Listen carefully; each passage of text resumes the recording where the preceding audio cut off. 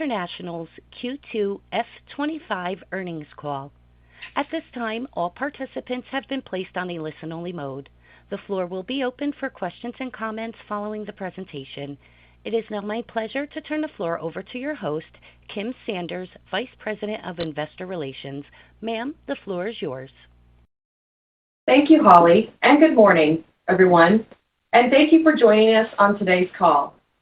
Here with me today are Kevin Hochman, President and Chief Executive Officer and President of Chili's, and Micah Ware, Chief Financial Officer. Results for our second quarter were released earlier this morning and are available on our website at Brinker.com. As usual, Kevin and Micah will first make prepared comments related to our strategic initiatives and operating performance. Then we will open the call for your questions. Before beginning our comments, I would like to remind everyone of our safe harbor regarding forward-looking statements. During our call, management may discuss certain items which are not entirely based on historical facts. Any such items should be considered forward-looking statements within the meaning of the Private Securities Litigation Reform Act of 1995. All such statements are subject to risks and uncertainties which could cause actual results to differ materially from those anticipated.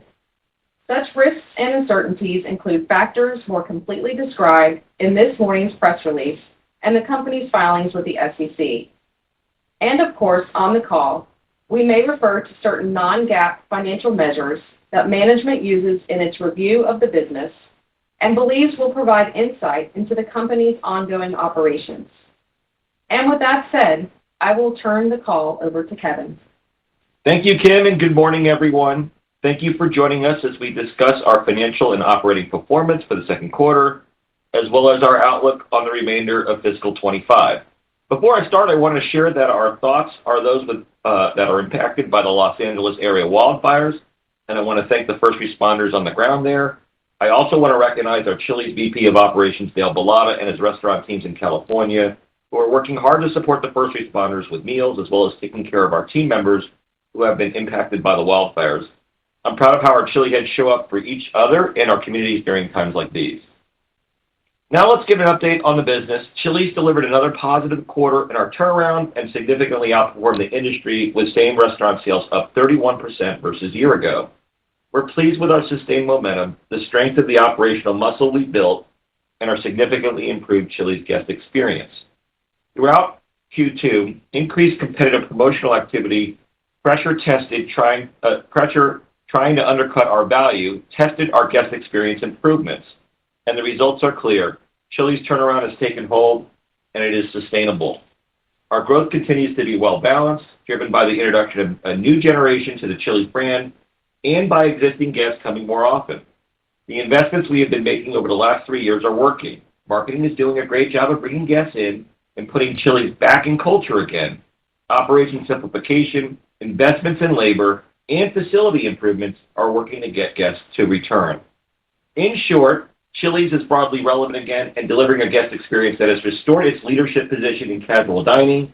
The most recent Circana Crest traffic share data shows Chili's is now the #1 casual dining chain in the industry for 2024, and we don't plan to give that title up. Congratulations to Doug Cummings, his Vice President of Operations, and their restaurant teams who selected traffic as their obsession metric for this fiscal, and to George Felix's marketing team who has supported them with literally world-class marketing. These sustained results have been driven by continued operational improvements, which have guests coming back, so I'd like to start with an update on operations. We are encouraged with our ability to accelerate sales results, while we also continue to trim the menu. Fiscal year to date, we've been able to remove 13 menu items, 12 pantry SKUs, and several prep steps, and we reinvested time into doing fewer things a whole lot better. From a food standpoint, we've successfully moved to a higher quality chicken breast on every entree, as well as guacamole made fresh in-house every day. We also upgraded our recipes for boning chicken wings and bacon to make them crispier. These recipe improvements continue to make a positive impact on guest satisfaction scores. Fewer things to prepare, more care executing our core menu, and continually upgrading ingredients is resulting in better tasting food, which is a key piece in accelerating our results. Next on the upgrade list is fajitas in Q4 and ribs in Q1. We also continue to challenge our processes to simplify and make the job easier for our team members. The installation of our new kitchen display systems is now complete, which has not only eliminated hundreds of pages of reference binders in the kitchen and made it easier to find recipes, it also has enabled slightly faster ticket times, even with the dramatic increases in traffic. And we have just completed the KDS's first upgrade, adding all-day counters across all 3 cook zones, which will be a game changer for cooks to get better visibility on what they need to prepare during the busiest of shifts.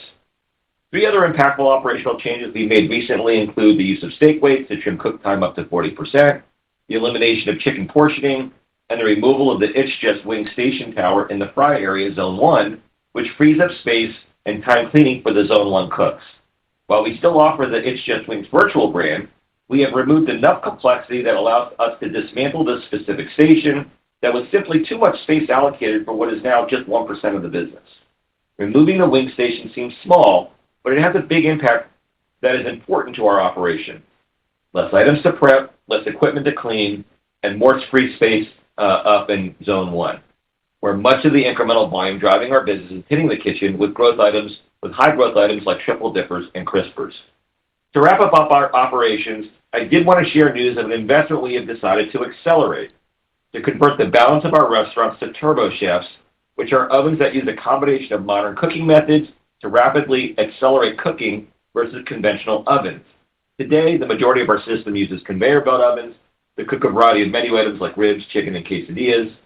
We've been testing turbo chefs in restaurants and slowly expanding them for the past 3 years with very positive feedback from the operators. They cook the food much faster and much more evenly.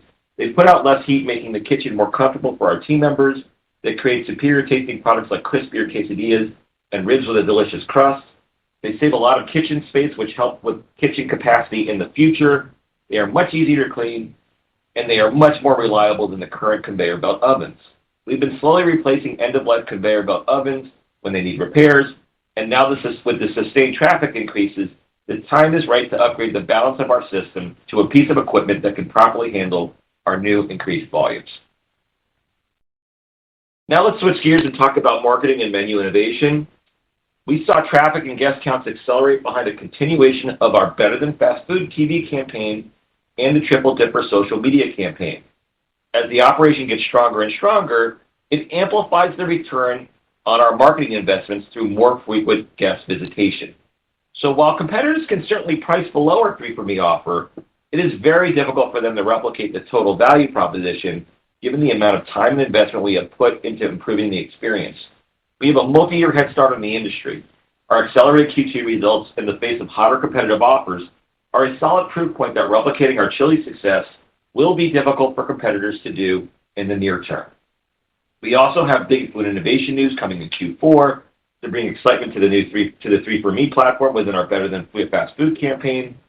Like the tremendously successful Big Smasher, the Q4 launch will feature a famous, very familiar taste profile, but with the high quality, great taste, and hot price point you can only get from Chili's. I can't wait to be able to talk about it at our next earnings call, as we expect the new menu item to help us grow traffic versus a year ago as we lap the Big Smasher launch from Q4 last year. In addition to our industry-leading value 3 for Me platform, the marketing team has done an excellent job driving the Triple Dipper social media campaign that started in April 2024. In Q2, they brought news to the campaign by partnering with social media personalities Dude Perfect, who challenged fans to create the perfect Triple Dipper trick shot. And later in Q2, the marketing team launched a Triple Dipper-themed holiday bedspread collection that sold out in less than a week. Through YouGov data, we can now see how these efforts positively impact buzz with younger guests and are introducing the next generations to Chili's. We also brought food innovation to Triple Dipper in Q2 to keep the momentum going. As a follow-up to the wildly successful natural hot version of our famous mozzarella sticks, the food team launched Honey Chipotle Mozz Sticks, and they have also driven social media excitement around the Triple Dipper. The results behind the campaign are exceptional, with Triple Dipper now representing 14% of total sales in Q2, a 3-point acceleration versus Q1, and an important driver of the total business results. The campaign is bringing in a younger guest, it's driving a higher check average, and guests who purchase a Triple Dipper are coming back more frequently than those who don't. New guests, higher ticket, and more frequency. I'd call that a Triple Dipper win for the business. Now I'd like to give an update on Maggiano's. We've got an established playbook with the successful Chili's turnaround, and we started deploying elements to Maggiano's with the Bring the Magic Back plan. And it focuses on simplifying operations while accelerating improvements to the guest and team member experience. Maggiano's president, Dominique Bartoloni, has built a strong leadership team to lead the transformation. We previously announced Anthony Amoroso as Vice President of Innovation and Growth, a Michelin-starred chef and Iron Chef winner who knows food and he knows how to elevate experience. Now I'm pleased to announce two additional strong leaders to round out the Maggiano's leadership team. Ernest Perez is our new Vice President of Maggiano's Operations. Ernest was a Chili's operations leader for 13 years before transitioning to Maggiano's in 2020, and I couldn't be more pleased to announce his promotion. He's a true servant leader who is working closely with the team to simplify operations and drive business growth. I'm also pleased to announce Mike Wesley has joined the team as Vice President of Maggiano's Marketing. Mike spent the last 14 years as a marketing executive at Yum Brands, and I had the pleasure of working with him the entire time I spent at Yum. Before that, Mike learned leadership and brand management at the Procter & Gamble Company. He has a strong track record delivering on the fundamentals of restaurant marketing and innovation, as well as bringing big teams along for the journey. He loves the Maggiano's brand, and he's excited to partner to bring Dom's vision to life. The Maggiano's team has started the journey of simplification. We eliminated $6 take-home pasta and 7 other menu items, which was 13% of the menu. We've also eliminated 17 prep steps that don't improve the guest experience, such as pounding chicken and pre-portioning pasta. This has enabled us to reallocate around 80 hours of labor every week from the heart of house so our executive chefs and their teams can focus on executing the core menu with excellence. And Chef Amoroso is beginning to put a stamp on elevating the menu, starting with core items that represent over a third of the business to make the biggest impact.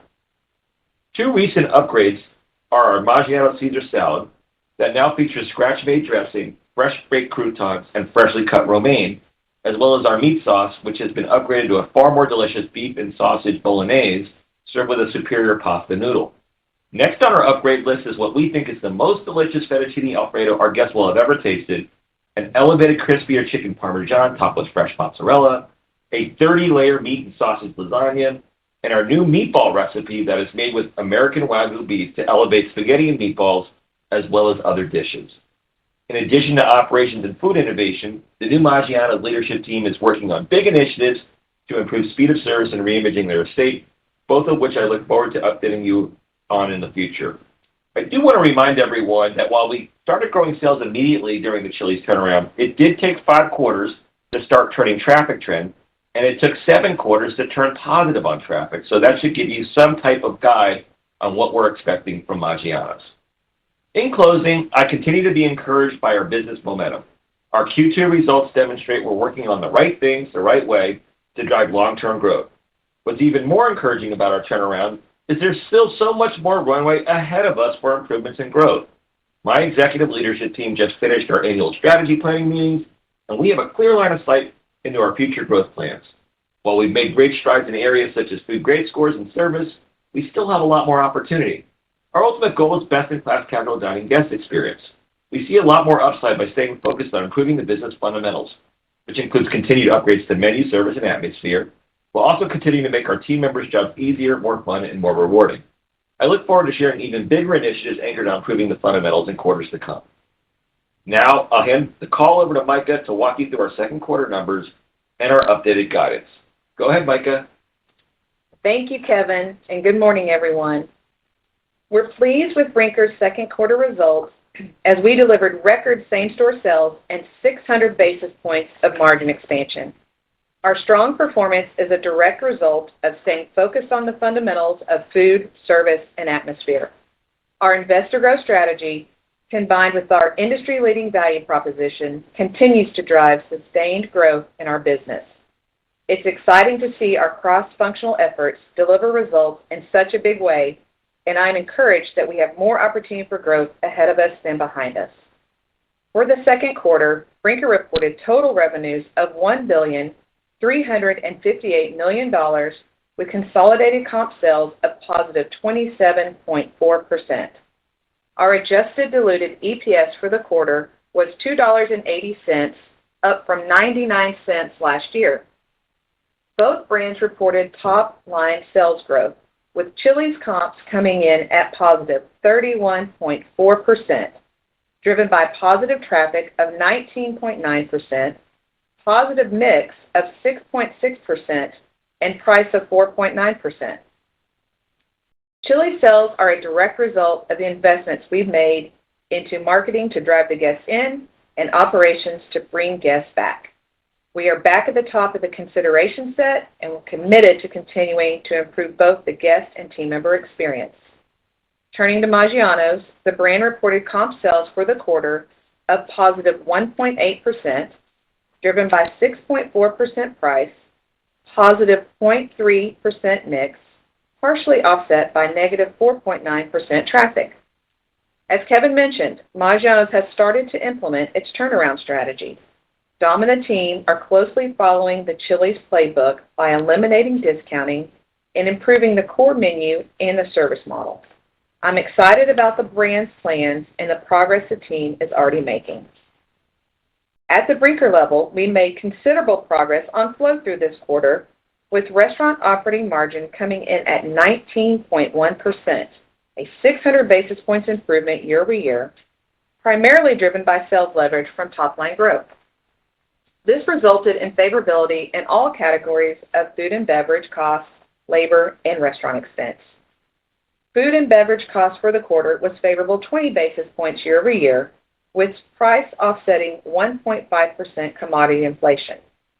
Labor for the quarter was favorable 220 basis points year over year. Top-line sales growth and favorable productivity offset wage rate inflation of approximately 3.5%. Advertising spend for the second quarter was flat year over year as we moved some of our incremental spend into the back half of the year. Our marketing team continues to do an excellent job bringing Chili's back into the cultural conversation and making the brand relevant again. G&A for the quarter came in at 3.9% of total revenues, with the year-over-year decrease due to sales leverage partially offset by increases in performance-based compensation and ERP system costs. Q2 is our first quarter to report from our new ERP platform. So far, while we have experienced the normal bumps expected from an implementation of this scale, operations are running smoothly and we haven't had any material disruptions to the business. Second quarter adjusted EBITDA was approximately $216 million, a 102% increase from prior year. Capital expenditures for the quarter were approximately $49 million, driven by capital maintenance spend. During the quarter, we repaid approximately $164 million in debt, almost half the amount we put on the revolver when our $350 million notes matured in October, bringing our overall lease-adjusted leverage ratio to 2.3 times. We will continue to execute our capital allocation strategy, which is to invest in the business, pay down our debt, and return excess cash to the shareholders. While it's still early in the quarter, we're excited to see our strong sales momentum continue as we finish our first month of Q3. In terms of our expectations for the balance of the year, as noted in this morning's press release, we're raising our fiscal 2025 full-year guidance to include the following: annual revenues in the range of $5.15 billion to $5.25 billion. Adjusted diluted EPS in the range of $7.50 to $8. Capital expenditures in the range of $240 million to $260 million. Our existing guidance for weighted average shares was also reiterated. Assumptions underlying this guidance include planned commodity inflation in the low single digits, wage rate inflation in the mid-single digits, and a tax rate in the mid-double digits. Sustaining this level of performance takes continued focus and discipline, and we remain committed to the fundamentals, continuing to improve our food, service, and atmosphere. We're proud of how far we've come. We know there's more work to do, and that's what excites us. By sticking to our strategy and making smart investments, we're confident in our ability to drive long-term success. And with our comments now complete, I will turn the call back over to Holly to moderate questions. Certainly. At this time, we will be conducting a question-and-answer session. If you have any questions or comments, please press star one on your phone at this time. We ask that while posing your question, you please pick up your handset if listening on speakerphone to provide optimum sound quality. Please hold while we poll for questions. Your first question for today is from David Palmer with Evercore ISI. First of all, just a wow and a congratulations to you guys on this brand turnaround, which probably is the best one of all time in the space. And that would be true if the comps were 15%, but they were over 30. I know there's a lot of wonder about this level of same-store sales and the reasons for it as you sort of separate the different levers. One of those levers I think people wonder about is just the magical social media buzz lift that you've had, particularly with Triple Dipper, and people wonder and worry about that being lightning in a bottle that's difficult to replicate or repeat as you have to lap these. So could you talk about that and how you sort of try to sustain the lift that you're getting with some of this effective social media marketing and other? So thanks. Hey, David. Thanks for the kind comments. It's Kevin. We ask ourselves the same question, and we obviously go deep on our analytics to understand the drivers of the business. And I know last quarter we talked about, we got to a pretty precise measurement of what was Triple Dipper social media versus what was 3 for Me. In Q2, we saw really everything continue to accelerate. So it was kind of hard to tease apart what was, social media versus what was 3 for Me. What I will say is to maybe help dimensionalize it is, if you look at the comp, which is over 30, and then you look at what was the sales of Triple Dipper versus year ago, we basically doubled that business, so it's about 7 points. So you can start dimensionalizing what the percentage of the total is. It probably leads you to the same numbers that we gave you last quarter, but quite frankly, it's harder for us to make a more finite comment about that. So that's kind of point one. And then point two is what we believe is going on in the business is that without the operational improvements that Doug and his team have led and the simplification efforts that we've made, we don't think that the virality and the impact on the business would have lasted as long. So, quite frankly, this stuff really started in April of 2024. Typically when you see something go viral, especially in food, it's probably no more than 2 to 4 weeks before you kind of see it snap back. I remember seeing, QSR competitor had done a promotion with a cartoon company, and they saw big double-digit comps that first week, and then by week 4 it was kind of back to where they were. And I think that's what you would normally expect if you get the virality of something without some of the improvements that we've made. What's happening is young people are coming in after they see this on TikTok, and they're like, wow, this experience is really good, and it becomes a part of the rotation. And I think that's why you've seen the longevity of the results and the acceleration of the results, not just kind of a boom splat that I think you typically would see without the operational investments that we've made in the business. So, I wish I could give you a more finite answer on that because I think that's what everybody's yearning for, including us. But we do believe that our strategy is working and that the frequency and the repeat rates are in a place where this is a sustainable long-term, business goal for us. Thanks. I'll pass it on.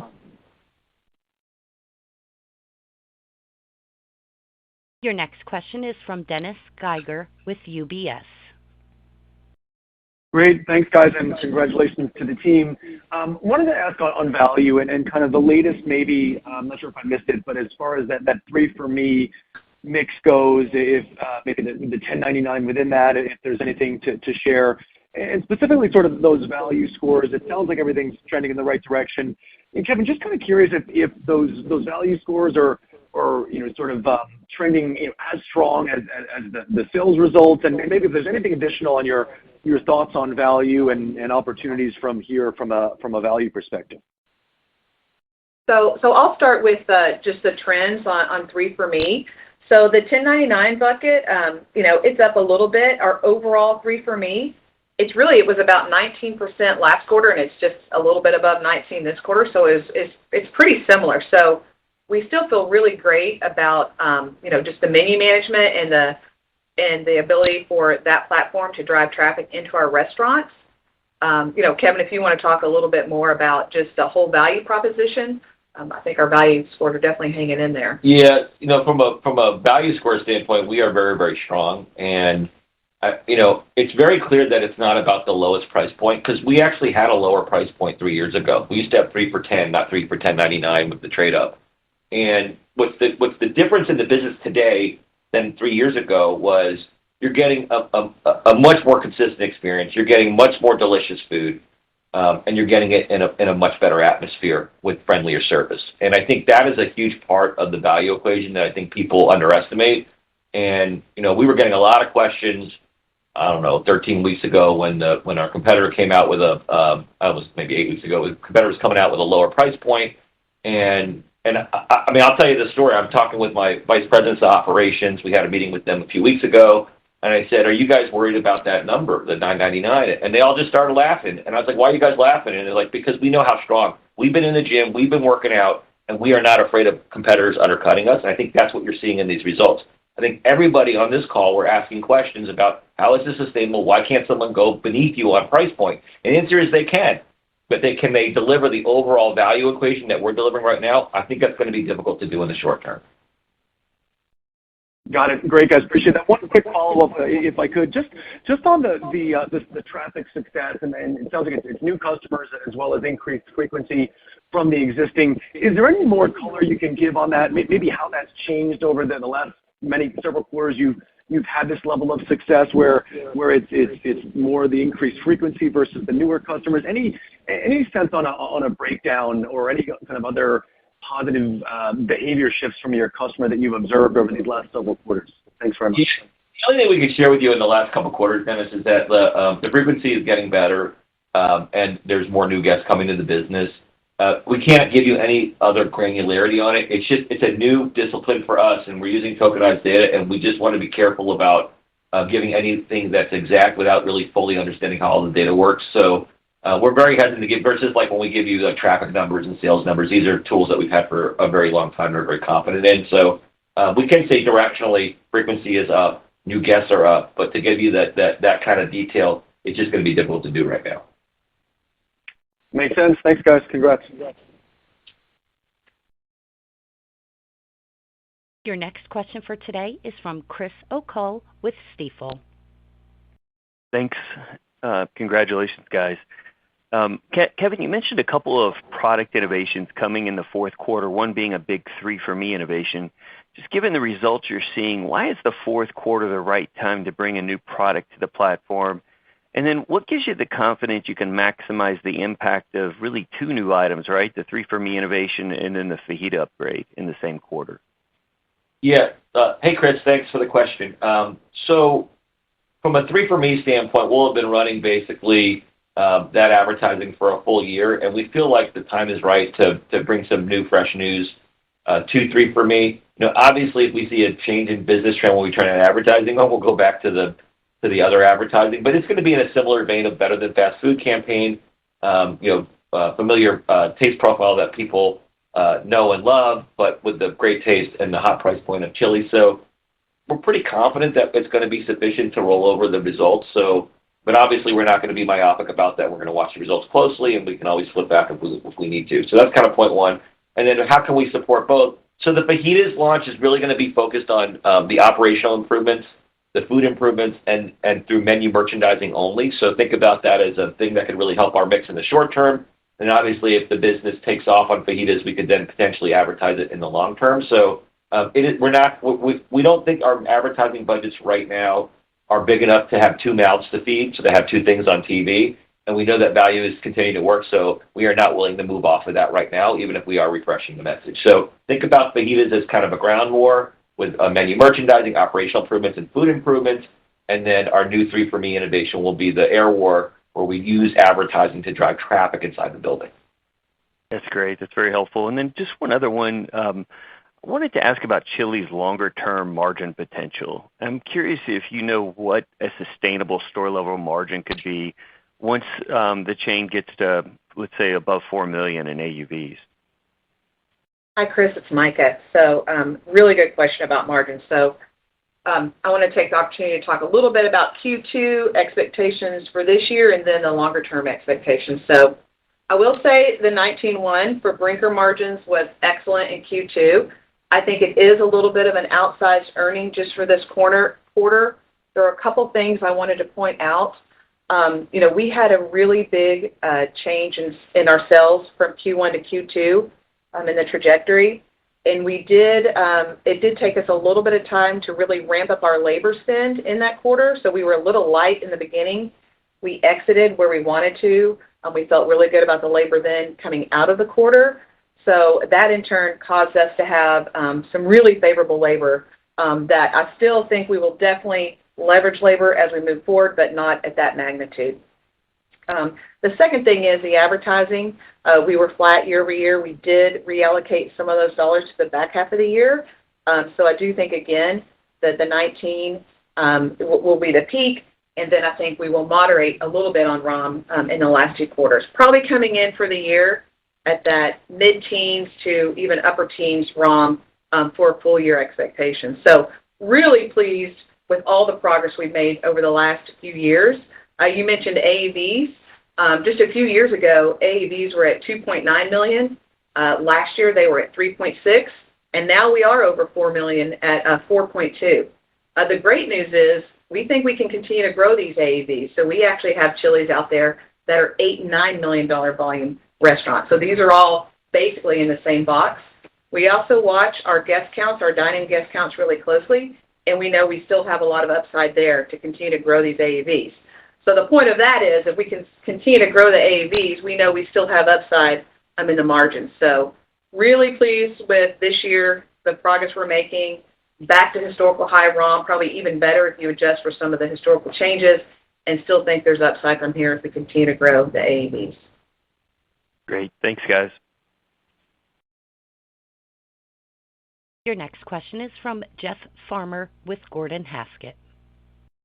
Thank you. Incredible quarter, to say the least. Want to focus a little bit on the free cash flow. Obviously, you guys pay down some debt. CapEx is going up a little bit. But assuming that your operating sort of cash flow run rates at a higher level moving forward, how are you thinking about using cash moving forward? Jeff, that's a great question. So really we're going to do more of the same because for us, the most important thing is we continue to invest in the business and have the base business grow. So we're not going to take our eye off the ball there. We're going to continue to pay down our debt, especially into the third quarter. I think we're going to continue to do that. And then any excess cash from there will be used to, return the cash to the shareholders. We did some share repurchase to offset dilution. We'll continue to evaluate that and do that as we move forward. So the priorities haven't changed. It's going to be invest in the business, continue to pay down that debt, and then we'll return some cash to the shareholders after that. Okay, that's helpful. And then on the follow-up, you touched on it earlier, but as it relates to the increase in new guests that you're seeing in Chili's, I'm curious how you monitor that and sort of what are some of the data points that you've seen over the last 9 months with or from new guests, I should say. Yeah, so the way we monitor, so we put those, we were talking about it for a year and a half about getting the tokens into our business. So we tokenize the data now. So we know for a given period how many guests are new and how many guests have come back within the last 12 months or even goes further back, 24 months. And then we just, it's just a math equation, right? So we could tell you, what the number of guests that show up new, at least the ones that we have tokenized, which is a good representation of the total population. And that gives us the confidence that we know that we're bringing in more new guests as well as existing guests are coming back more frequently. So, that's probably the amount of detail I can give you on that, but that's how we're confident knowing that it's both drivers, not one or the other. Okay, thank you.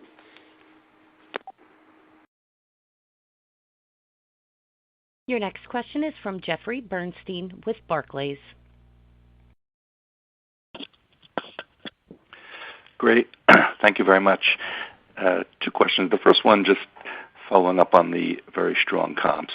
It seems like your revenue guidance for the full year assumes a sustained elevated level of comp with the recent trend.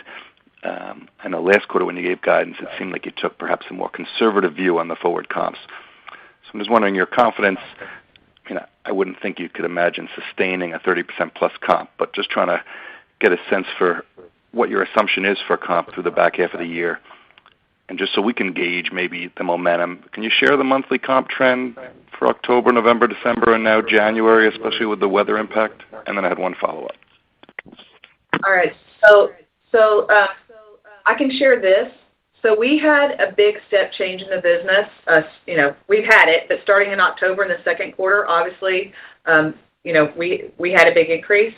What I will tell you is that happened and it is sustained. And so really there was a little noise in the quarter just because of holiday flips, but our sales have increased and they're staying at those levels, and that momentum has continued into the third quarter.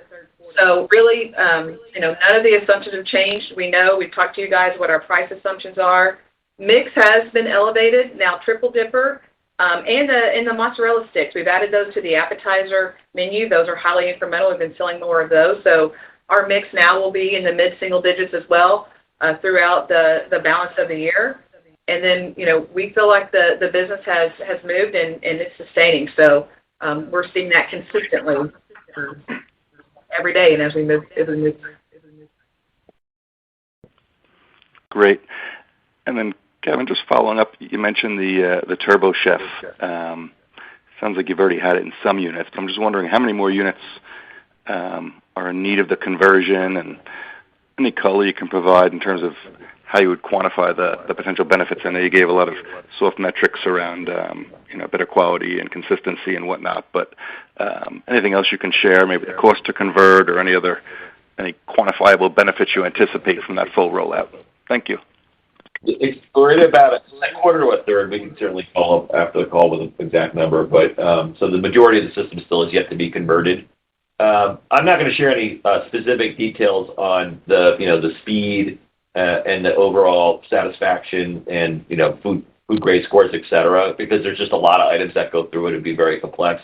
But generally speaking, we've been very, very pleased with all of the metrics. And when you talk to we have these directors of operations, and they have anywhere from 8 to 12 restaurants, and some of them have turbo chefs, and some of those restaurants don't. And whenever you talk to these directors of operations and say, what's the next big investment that we need to make into the restaurant to continue to improve capacity and the team member and guest experience, the first thing they say is, can you just convert the rest of my restaurants to turbo chefs? So we are so confident now. I mean, we've been testing this thing for 3 years. And the reality is we were pretty confident before, and we were rolling it out as the conveyor belt ovens were crapping out and out of warranty. And now we're at this point where the increased traffic and the ability to invest to say, let's just go make that move now so that we can really support the teams with the things they need to deal with this increased traffic. There's other things that we've been doing beyond the turbo chef, but we know the time is right now. So we couldn't be more confident that it's a large investment, and we certainly can share with you all the numbers, but we're very, very, very confident this is the right thing to do for the business. And Jeff, we factored that into all of the current guidance. So obviously in our depreciation and our EPS and our CapEx forecast as well. Thank you.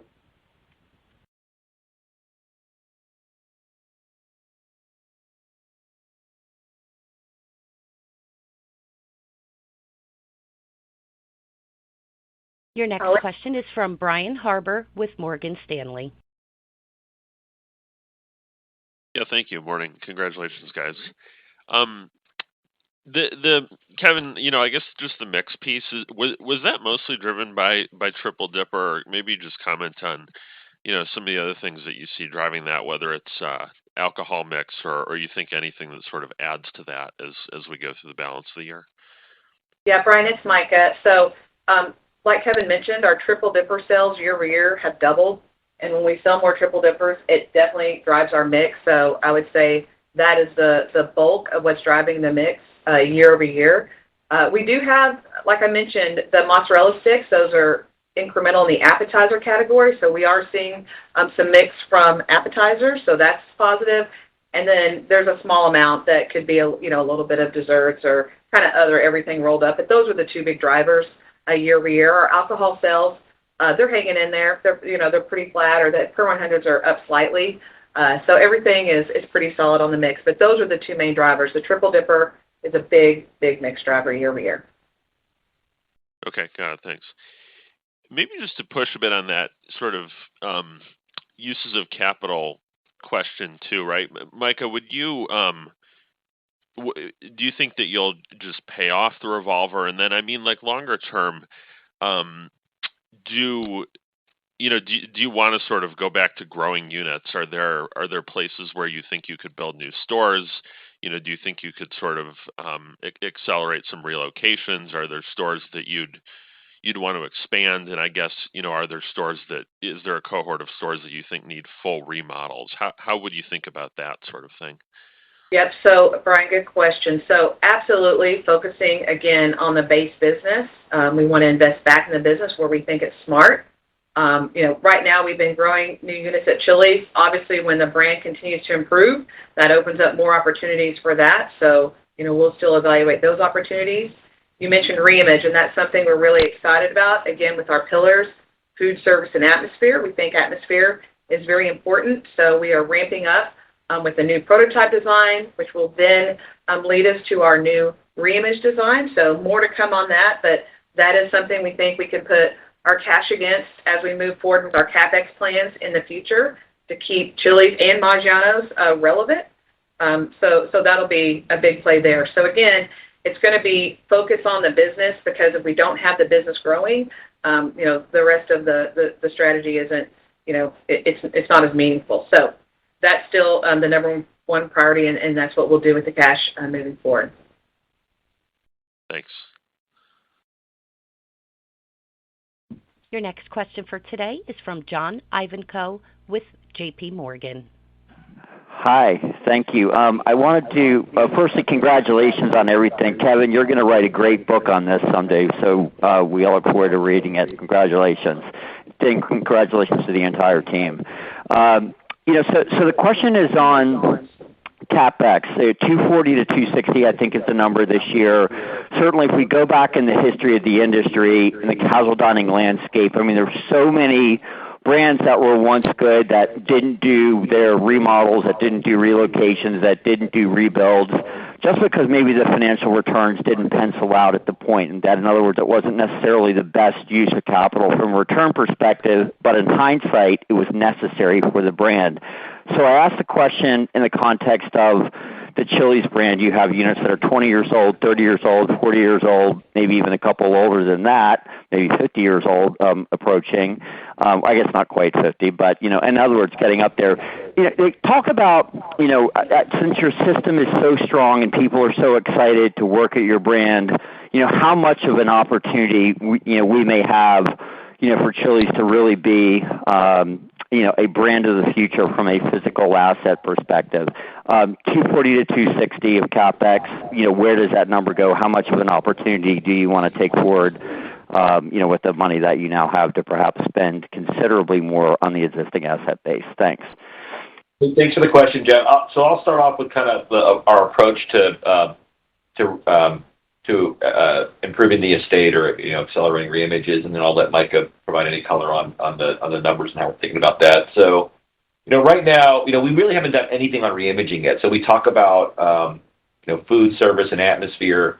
Most of the atmosphere work that we've done so far has been in terms of repairs and maintenance. So that would be things like leaky roofs and bathrooms that needed assistance, and we replaced 1,000 sticky tables that were during COVID damaged through the cleaning process of making sure things were really clean, and so really just sprucing up the existing estate, but not necessarily re-imaging it, taking it to the future of what the new Chili's that we're building, right?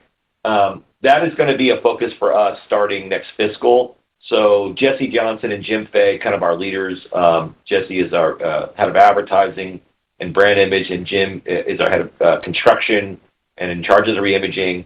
They are working very closely together to figure out what's that next generation reimage prototype. And our hope will be, and our expectation is, it will be done sometime early in in next fiscal, and then we'll start being able to roll out roughly 100 buildings a year of reimaging. And there's 200 right now that we think are like what we'd call prioritization, assets that we want to get quickly because they are the ones that are much older generation. They could be not reimaged in 20, 30 years, right? And are most in need of a reimage program. So that's what we're going to focus on first. And then once we get that done, then I think you'll probably see more of a normal cadence because the rest of the estate may not be in the image of what these guys are building, but it looks pretty darn good. Like I don't go into that restaurant and go, I think this is brand damaging anyway, or this is holding us back from growing comps. It's just, over time you got to make sure you continue to update these things so that you don't get behind like we did before. So that's how we're thinking about it. I don't know, Mike, if you want to add any color on the dollars and how we're thinking about that. Yeah, John, it'll be more information to come because we're still just really working on the whole scope and the cost. But we're not going to be scared about adding that to the capital allocation plan, like the CapEx budget. So, we've spent millions of dollars. We've invested millions of dollars on the operations side. We're investing in CapEx. And again, I think that's the whole foundation of our strategy is you have to invest in the business to grow it. You can't, try to, micromanage every single investment because then you can get nowhere. So all great points, and we think that's a key for us as we move forward. And we'll ramp up as fast as we can, as fast as, the system can digest it.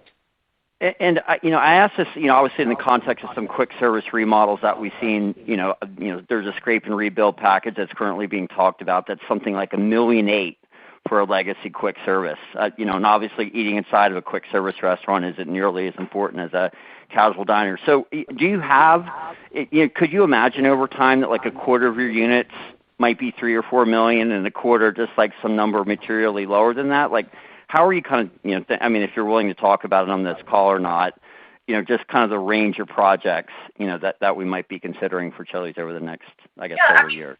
John, we'll consider it all. We actually have one of our first scrape and rebuilds that's happening right now. So we'll watch and see how that goes. And, we have a lot of different markets, a lot of different prototypes out there. So, we're open to all of it, and that's what we're looking at now.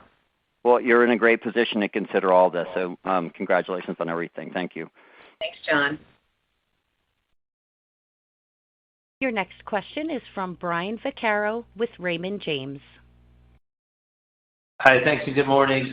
Kevin, you noted the continued strength in the guest experience you're seeing. Could you update us on some metrics that you've given in the past, GWAP percentage or anything else you have handy on that topic? And sort of related to that, on the labor side, Micah, you mentioned adding some labor hours through the second quarter to sort of catch up to the traffic surge you've seen.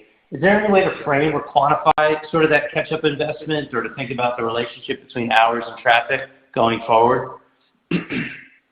Yeah, let me start with the first question, Brian, and then I'll leave it to Micah to talk about the catch-up on labor question. So essentially what happened in the quarter is in October, we got behind on staffing for a variety of reasons. The main one is that the volume really increased very quickly.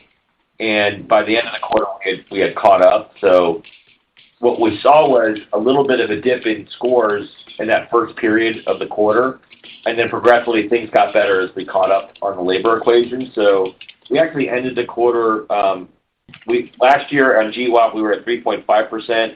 Lower is better, by the way. This year in Q2, we were at 2.9%. So that's a pretty significant drop. I mean, that number, when I started, the GWAP was over 5%, and now we're talking about getting sub 3, especially with the traffic increases that we've seen. So these are our record numbers with the traffic increases, so we feel very, very good about the direction we're headed. The thing I talk about with the team is we can't get bored of continuing to improve those metrics because that's probably why we're winning right now. Like, marketing's done a great job of bringing guests in, but the reason why we're keeping guests is because the experience is really good, and it's becoming a part of the rotation and consideration set. So, we're going to continue to ruthlessly simplify the operation. We're going to continue to, make sure our technology is working very hard for our teams to reduce tasks that technology can do, and that's going to be our hallmark is, is GWAP continuing to go down or not to hold ourselves accountable. Yeah, so Brian, and as far as, specifics on the investment, this one is a little bit hard because the labor has ramped up so significantly. So it's not necessarily that we're adding to the base model is we have to ramp up as traffic does. And so what I would tell you is, we continue to add people where we think it makes sense and that we watch these guest scores. We watch, how we're churning traffic through. And so we're a little bit in flux. I mean, high level, like I said, I gave some guidance on what I thought the full year ROM would be. I would say where we, leveraged over 200 basis points of labor in the second quarter, I think you'd see about half that in the last 2 quarters of year-over-year improvement. But still leveraging it, investing in this labor, making sure the guests are taken care of as we ramp up and that they're going to come back. All right, that's super helpful. Thank you. And if I could squeeze one more in on advertising spend, Micah, I think you said the dollars were flat. I wanted to make sure you were referencing dollars there and not as a percent of sales. Am I interpreting that right? You are. So the dollar spend was flat year over year. Another reason that helped with our restaurant expense in Q2. So the incremental spend that we have planned has now shifted to the back half of the year, with probably 60 to 70% of the incremental spend happening in the fourth quarter. So that's where those dollars are. Okay, and the dollar increase, I think originally you thought that would be up, if I'm right, 15 to 18 million coming into the year. Still in that ballpark? Still in that ballpark. Excellent. All right, thank you so much. Your next question for today is from Christine Cho with Goldman Sachs. Hi, thank you for taking my question, and really a big congrats for the great quarter. You've had a big progress in gaining tokenized data, but what are some of the next steps or some major areas of additional investments required as you further progress in the digital journey and deepen your consumer insight? Thank you. Yeah, thanks for the question, Christine. So there's 2 things we're working on there. One, we've been using a third party to help us mine the data. It's expensive and very slow. So we have a new head of data leader, Alex Knight, that we hired last quarter, and he is trying to build out in-house capability to be able to mine the tokenized data. So that's going pretty well. Like I anticipate every quarter we're going to get stronger and stronger in building in-house capability to mine the data and make it more systematized versus something that's either expensive or it takes a long time for our people to pull. So that's kind of point 1. And then point 2, what I've charged the team with is we are not going to try to expand our loyalty program until we take the friction out of it for the guests and the team members. So, when we deploy free offers, even with the free chips and salsa that you get every time you come in, as long as you're a loyalty reward member and put your phone number in, there's just a lot of friction with it. And so what ends up happening is the guest doesn't easily get their discount. They have to call a manager over. The manager takes their time away from being in the dining room or leading their teams. Eventually we get it sorted out and they get the discount, but the guest doesn't really feel great about that experience. The server and the manager doesn't feel really good about that experience, right?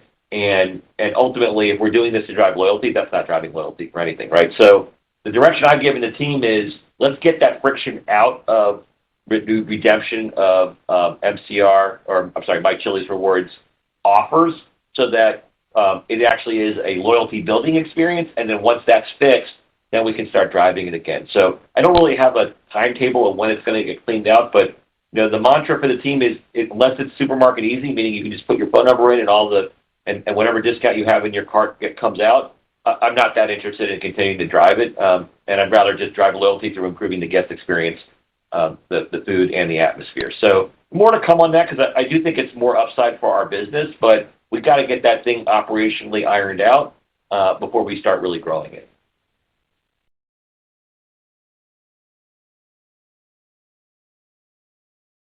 Your next question for today is from Katherine Griffin with Bank of America. Hi, thanks for the question. First, I wanted to ask if some of the commentary that you gave on month-to-month comp trends, quarter-to-date trends, does that apply to Maggiano's as well? Did you see like a similar cadence? And then where does Maggiano's fit in terms of the full year expectations you talked about in terms of sustaining a level of comp growth?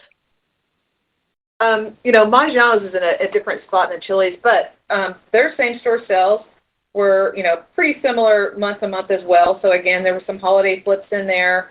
but their trajectory is they're working on improving, and like Kevin said, they're kind of earlier in the turnaround until we have more specifics on them. But there was no wild fluctuations in their results. Okay, thank you. And then just with the TikTok and social media virality having continued for a couple of quarters, without giving away like any trade secrets, I'm just curious if there's a way you can contextualize the conversion rate of TikTok impressions into traffic. Is it something that happens immediately? Is there like a lag effect? Just want to understand to what extent you can forecast, the impact of social media marketing and virality maybe a little bit in your control more than, I might assume. Yeah, we don't have any kind of like X amount of social media impressions equals Y amount of sales. Like we just, I don't think anybody has that in the industry. We don't have it. And if someone has it, we're going to go find that capability and get it because that would sure make forecasting a whole lot easier. I mean, we do know we have positive buzz, and we've seen, traffic go up with positive buzz. So things like that, and we know what our triple dipper sales are. But it's really, I think the part of the story is it's all very consistent. It's not ups and downs. It's not peaks and valleys. It's a very consistent change in the business across all day parts, across lunch, dinner, weekday, weekend. So again, it's a very consistent change that we're growing sales in all places of the business. Thank you. You're welcome. Your next question is from Andrew Strelzik with BMO. Hey, thanks for taking the question. I wanted to go back to the conversation around operations. Now you have the Turbo Chef that's in the numbers. You're making some incremental investments in food quality. It sounds like labor exited the quarter where you wanted. So I guess on the margin, it sounds going forward like this is more marginal or kind of incremental investment than anything chunky. Is there anything kind of larger scale that you're thinking about or considering, given the strength of the traffic trends, even if it's beyond 2025 into 26, that whether from a proactive perspective or just to improve the operations as you continue to talk about investments? Andrew, we talk about investments all the time as a leadership team, and, we balance on what's going to have the biggest bang for the buck and what can operations, handle with all the changes. So again, we've gone through all our opportunities, and we think that, Turbo Chef was a great one to accelerate, to improve food quality, to make the team members' job easier, kind of goes in the line of simplification. So right now, I mean, things can always change. If something great comes up, Kevin and I will evaluate it in the team, and we'll decide if we want to, move or adjust in the business. But we feel we've done a good job of evaluating kind of the opportunities, and we've pulled up as many things as we can to continue the momentum in the business. Yeah, I mean, the challenge is like we're learning about the business along with you guys, right? So when we see this influx of traffic, then we're out in the restaurants trying to understand from the leaders what more do you guys need to keep up with the traffic, and then we're deploying those things like the Turbo Chef example, where I think if you had asked me 6 months ago, are you willing to accelerate Turbo Chef right now? I think the answer would have been, well, let's just keep updating it as conveyor belt oven die, and not worry about accelerating. And then when we get to 2 quarters of really accelerated growth and accelerated traffic trends, and the restaurant leaders are like, hey, we need the Turbo Chefs because we know what it does to the other restaurants that have them, and then that changes our point of view about that investment and accelerating it. So there's no line of sight right now to be able to answer your question and say, yeah, we know this is coming, but I do expect that if we continue to see accelerated traffic trends and as the business continues to evolve and we learn more about how to deal with these higher guest counts, there might be some more investments going forward, but there's nothing line of sight right now other than the normal stuff we talked about. The good news is we're not having to hold back. So it's not like we have a great idea and we feel like we can't pay for it or implement it. Like anything that we think the business can handle and help the business, we're doing it. So we're in a great position to, accelerate any expense that we think or any cost that we think is going to help improve food, service, or atmosphere, and we're doing it. Yeah, and the other thing I would share on that is we're just trying to be really judicious with where we deploy dollars, because everybody's got ideas, right? We're in a large system, and the restaurants, depending where they are in the country, might operate a little bit differently, right? Even though we have a playbook, and so everybody's got perspectives and ideas on what we can invest in, and so we collect all the ideas, and then we talk about them as a leadership team, and figure out how do we go flesh these out, the ones that have promise, right? So, it's just, we're constantly getting more ideas than we can invest in. Not all the ideas are great, some of the ideas are, and that's how we're learning about the business, and then we're going and deploying the capital. So I think we'll continue. I think that's been working. Like using operator intelligence to drive our investment decisions has been working, and I think we'll continue to do that. Great. Thank you very much.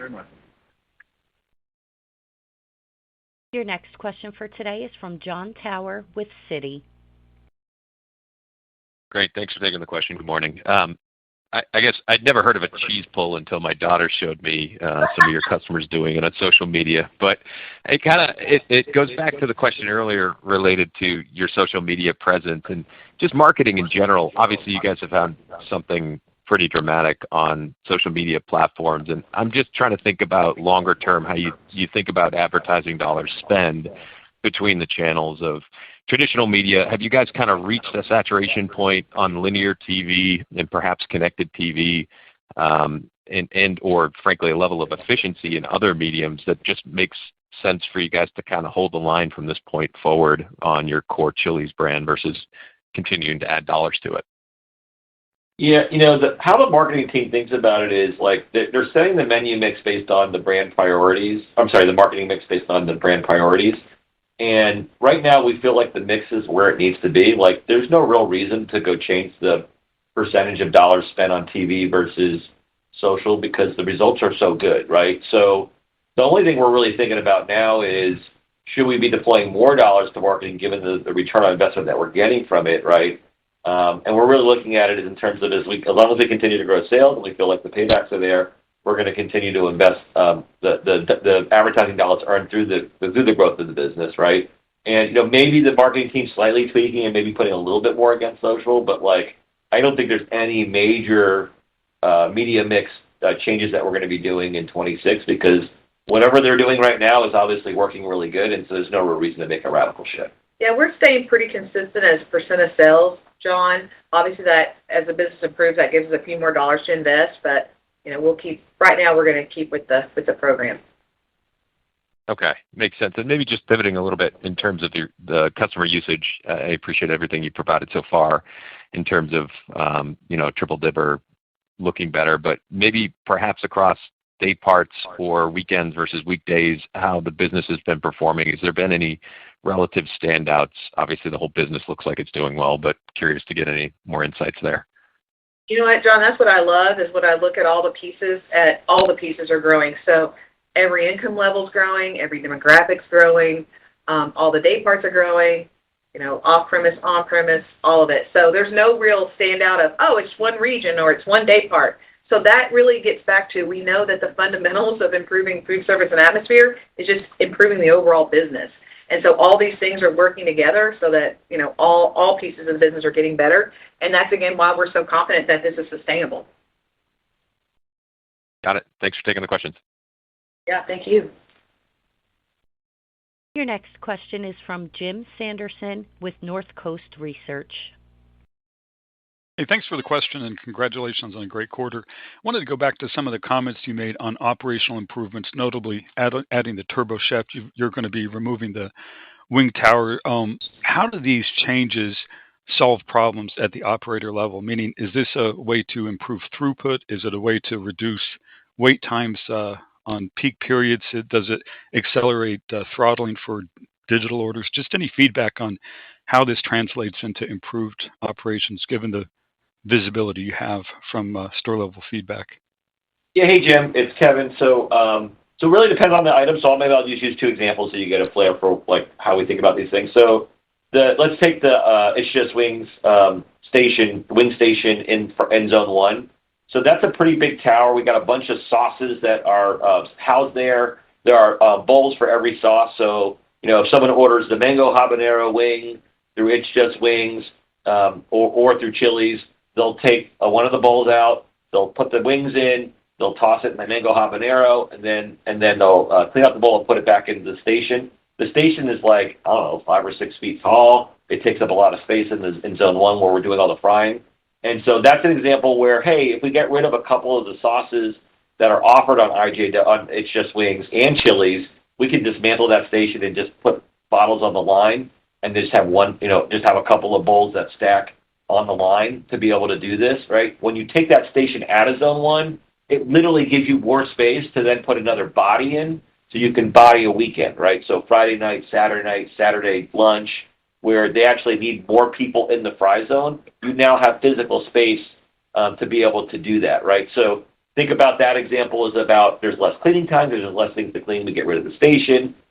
There's faster throughput because the clog right now in throughput is zone one because of all the triple dippers that we're selling and all the French fries that we're selling. So being able to put an additional body certainly dramatically speeds things up, right? So that's an example where less equipment to clean, more space to put a body there, and then faster throughput. So that's one example. Another example we talked about on the call was just using steak weights, right? So a steak weight will be able to cook, depending on the cut of steak, a whole lot faster. It doesn't impact the taste or the juiciness of the steak whatsoever. It literally is just a way to cook a little bit faster because you're cooking both sides of the steak at the same time with a hot piece of metal, right? So these are examples that now increase throughput, right? And it'll make it easier for the zone two cook to get all the things out faster, right? So it really depends on the item. But what we're doing is we're sitting down with the teams and we're understanding what are the common things that they need help with. We're taking those ideas back to our leadership team and we're prioritizing and we're getting after it. And I think that's having huge impacts. I mean, if you talk to a general manager in a random Chili's, they're going to tell you, even with all the increased volume, it's a lot easier to run a Chili's right now. Understood. Thank you very much for that. Just a quick follow-up question. Looking at your promotional plan, adding fajitas, should we expect you to really leverage social media influencers on Instagram, et cetera, to support that launch in tandem with the TV advertising for the 3 for Me? Is that kind of the way to look at the marketing plan? Well, I don't have the marketing plan for fajitas yet. There'll be some type of work that they do. It's certainly not going to be on TV. When we have those plans, we'll certainly share them out. But I don't have line of sight other than the merchandising plan and the operational and food fixes that we're doing with fajitas. Understood. Thank you very much. Thank you. We have reached the end of the question and answer session, and I would now like to turn the floor back to Kim Sanders for closing remarks. Thank you, Holly. That concludes our call for today. We appreciate everyone joining us and look forward to updating you on our third quarter results in April. Have a wonderful day. Bye-bye, everyone. Thank you. Thank you. Thank you. This concludes today's conference call. You may disconnect your phone lines at this time and have a wonderful day. Thank you for your participation.